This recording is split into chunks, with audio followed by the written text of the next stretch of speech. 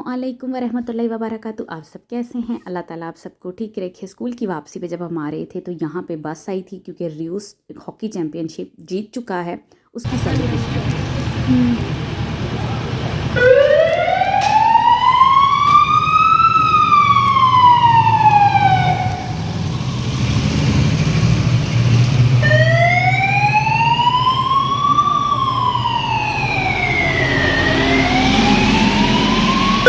जितने भी प्लेयर्स थे वो इस बस में बैठ के कप के साथ, हॉकी कप जो इन्होंने जीता उसके साथ पूरे रियूस में इन्होंने चक्कर लगाए थे और अभी आए थे सेंटर में।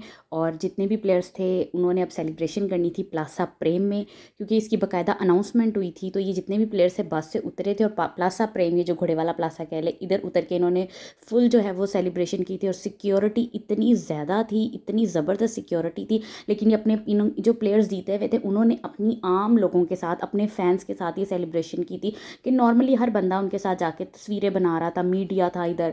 तो यहाँ पे मतलब फुल किस्म की जो है ना वो सेलिब्रेशन थी। और मैंने शायद फर्स्ट टाइम ये लाइव सेलिब्रेशन देखी है कि कोई टीम जीती है तो वो इस तरह नॉर्मली आई है लोगों में और उन्होंने अपनी सेलिब्रेशन जो है वो आम लोगों के साथ जो की है।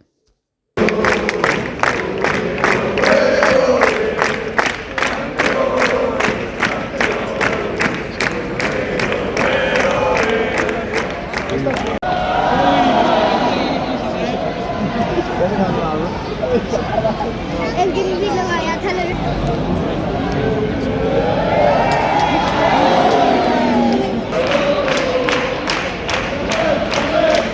और ये सेलिब्रेशन जो थी 3-4 घंटे होनी थी और सिक्योरिटी, पुलिस, हर तरह की पुलिस आई हुई थी। तो कुछ हमारा अफ्तार का टाइम होता, कुछ बच्चों को स्कूल से लेके आई थी। और आज हमारे यहाँ लगी है winter street sale. Winter street sale का मतलब है कि यहाँ जितनी भी शॉप्स होती हैं वो अपनी सारी दुकान का सामान जो है वो दुकानों के बाहर लगाती है और उस पर मतलब सेल होती है। सेल इस तरह की नहीं होती है, ये स्पेनिश शॉप होती हैं, इनकी सेल भी एक्सपेंसिव होती है ठीक ठाक। मैंने कहा था चले देखती, हो सकता है कोई फ़्रॉक या मुझे कोई चीज़ पसंद आ जाए।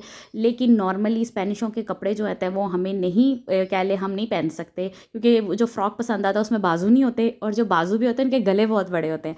तो लेकिन मैंने कहा चले फिर भी देखती हूँ और मैंने कहा अपने व्यूज़ को दिखाती हूँ। जिस तरह समर सेल लगती है उसका वो मैंने यहाँ पे दिखाई थी आपको, मैं उसका लिंक डिस्क्रिप्शन में दूंगी। तो बिल्कुल सेम वैसी होती थी। तो मैंने कहा था कुछ शूज़ होंगे, लेकिन अच्छी वैरायटी भी है, स्पेनिश वैरायटी है। यहाँ पे ट्राउजर्स लगे हुए थे, लेकिन इनकी हाई फाई मतलब प्राइसेस होती है 10 यूरो, 12 यूरो, 20 यूरो। तो मैंने कहा चलो देखती हूँ आहिस्ता ऐसा हो सकता है कोई ना कोई चीज़ मुझे पसंद आ जाए।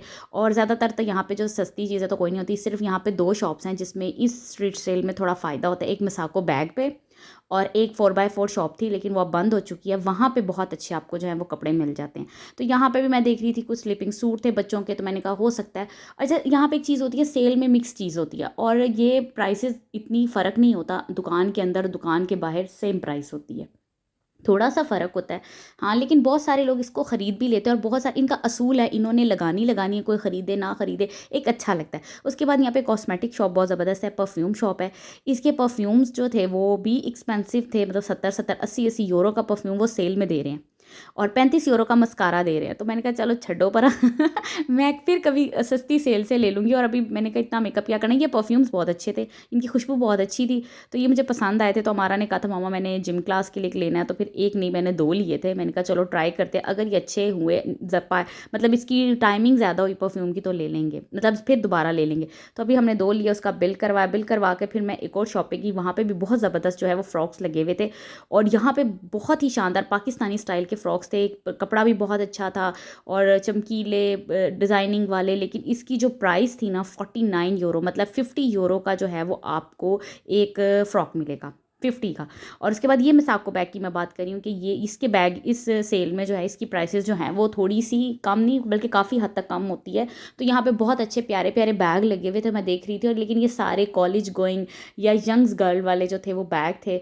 और जब मेरा दिल होता है कि थोड़ा ऐसा बैग मिले कि जिसमें मेरी 3-4 चीज़ें तो आएँ। लेकिन यहाँ पे बैग्स की बहुत ज़्यादा वैरायटी थी, ज्वेलरी की बहुत अच्छी वैरायटी थी, जो पाउच है, क्लच कह रहे हैं, उसकी बहुत वैरायटी थी। नॉर्मली यहाँ पे भी बैग ठीक ठाक एक्सपेंसिव होते हैं, लेकिन इन दिनों में इसके प्राइसेस काफ़ी कम होते हैं। तो अमारा को पसंद आ रहा था एक ज्योमेट्री बॉक्स, और मैं उसको कहती कि कोई कलर देख लो इसमें से कौन सा लेना है। तो वो कहते हैं ना बागों के फूल में समझ नहीं आ रही थी। फिर उसको एक हमने ये बैग लिया था, ये मैंने गिफ्ट देना है पाकिस्तान, और मैंने कहा चल ले लेती हूँ। और एक हमारा ने ज्योमेट्री बॉक्स लिया था। तो ये 2 चीज़ें जो थी वो हमें पसंद आई थी। उसके बाद अफ्तार टाइम हो रहा था क्योंकि 6 बज चुके थे, तो मैं घर गई और घर जाके आज मैंने सिंपल सी अफ्तारी बनाई। अफ्तारी में क्या है, दाल मैं बना के गई थी, बच्चों मेरे ने कहा था दाल चावल खानी है, तो दाल मैं बना गई थी। घर आके भी मैंने उसको दोबारा अच्छी तरह गर्म किया, उसमें धनिया गरम मसाला डाल के उसको मैंने जो रख दिया था। साथ में लगा रही थी तड़का, क्योंकि हल्का सा प्याज़ों का तड़का लगाना है। बच्चे जो हैं वो लहसुन प्याज नहीं खाते, वो निकाल के बाहर कहते हैं कि वो पहले ही चिढ़ जाते हैं, मामा ये क्यों डालती है। तो फिर मैंने कहा चलो, तड़के का अपना एक जायका, एक अपनी खुशबू होती है और वो मज़ा आता है। दाल को लग गया है तड़का, दाल मेरी फुल तरीके से जो है वो रेडी हो चुकी है। और साथ साथ मैं बच्चों को यही कहती हूँ, ये कर लो ये कर लो। और रमज़ान का महीना है, इतनी जल्दी दिन गुजरता है, मुझे यकीन नहीं आ रहा कि माशाल्लाह जो है वो पहला अशरा जो है वो गुजर चुका है। मतलब पहला अशरा हमारा कंप्लीट हो गया, अब दूसरा अशरा हमारा शुरू हो गया है। और साथ में आज बना रही थी आलू वाले चिप स्टाइल पकोड़े के, मतलब आलू के, पहले तो मैंने आलूओं के छिलके उतार लिए थे, उसके बाद ये एक मेरे पास है कटर, इससे मैं गोल गोल आलूओं की शेप निकाल रही थी ताकि वो गोल गोल, उसके बाद इनको मैं बेसन लगा के फ्राई करूँगी। बच्चे भी खुश होकर खा लेते हैं और एक नई डिश कह ले बन जाती है रमज़ान में, क्योंकि पकोड़े खाते तो हम रोज़ है लेकिन वो बहुत हैवी हो जाता है। तो मैंने कहा था कि मैं जो है ना वो आज ये चेंज करती हूँ। और ये ज़रा कटर ज़रा मुश्किल होता है, इतना तेज़ कटर होता है इसमें, ये होता है कि आपकी उंगली ना ज़ख्मी हो जाए।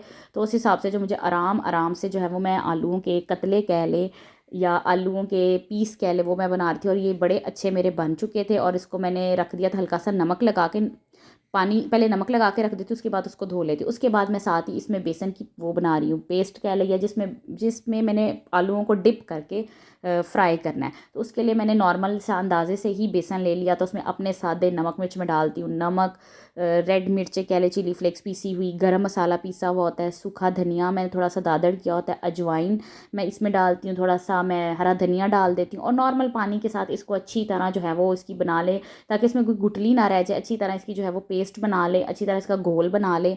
और सिंपल सी रेसिपी होती है रमज़ान में, क्योंकि टाइम ज़्यादा खाने से ज़्यादा हमें इबादत पे जो है वो उस पर होना चाहिए कि हमें जितनी ज़्यादा हम इबादत कर सकें, जितने ज़्यादा हम नवाफिल अदा कर सकें, जितने ज़्यादा हम कुरान पाक पढ़ सकें, तो वो करना चाहिए। खाना पीना तो एक कहते हैं ना दस्तरख्वान अफ्तारी की एक रौनक होती है, वो तो हमने करनी करनी है।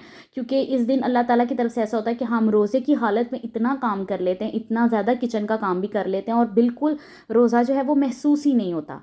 तो ये भी अल्लाह ताला की कुदरत है, या शायद अल्लाह ताला का करम है हम पे कि हम बर्दाश्त कर सकते हैं रोज़े को। और मैंने चावल बनाने थे, चावलों को मैंने भिगो लिया था और वो जब मैंने आलूओं को नमक लगा के भी अच्छी तरह धो लिया था, मैंने कहा था फिर ज़्यादा नमक उसमें रच जाएगा या मिक्स हो जाएगा। उसके बाद ही मैंने कढ़ाई में पैन गरम किया और एक एक करके मैं बेसन में जो थे वो डिप करके आलूओं को रख रही थी।